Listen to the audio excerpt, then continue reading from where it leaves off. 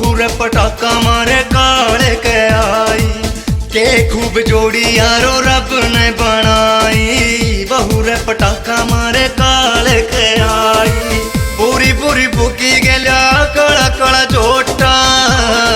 हाँ सुनो जी बाजवान, सुनो जी बाजवान जणू मांज रख्या लोटा। सुनो जी बाजवान जणू मांज रख्या लोटा।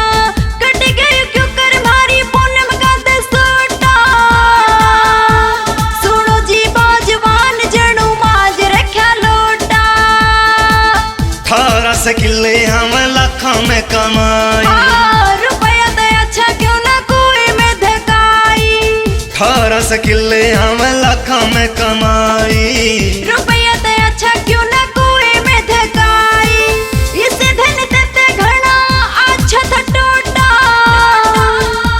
सुनो जी बाजवान, हाँ सुनो जी बाजवान जणू मांज रख्या लोटा। सुनो जी बाजवान जणू मांज रख्या लोटा। कट गई क्यों कर मारी पूनम का दसोटा।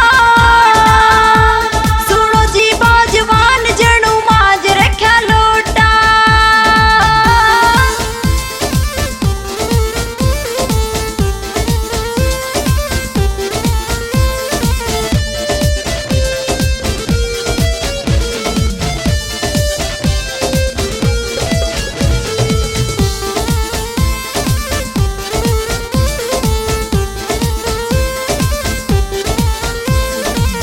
लाजत छोरी घणी लाडत पाणी।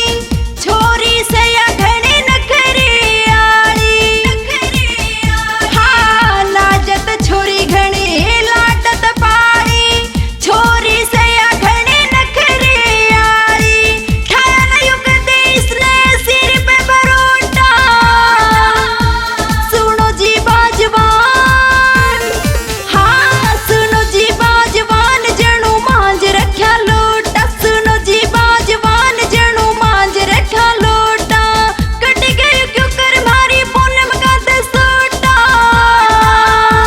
सुनो जी बाजवान जणू मांज रख्या लोटा। झाड़ू रे पोचा घर का गोबर बिठावे खाना भी परोसे जीजी कह के बोलावे। झाड़ू रे पोचा घर का गोबर बिठावे खाना भी परोसे जीजी कह के बोलावे। आपे बनावे लंबे बाल का चोटा। सुनो जी बाजवान, हाँ सुनो जी बाजवान जणू मांज रख्या लोटा। सुनो जी बाजवान जणू मांज रख्या लोटा।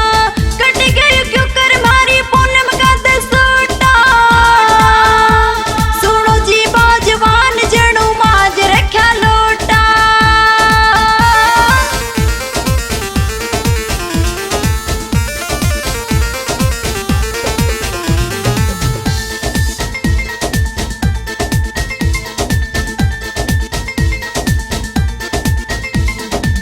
कदी बोलिया करती थारे घर में कागजी। मेरा साला क्या बहू आने के बाद जी। हाँ कदी बोलिया करती थारे घर में कागजी। मेरा साला क्या बहू आने के बाद जी। मिनटा वाले छोरे भरे भरे होगा।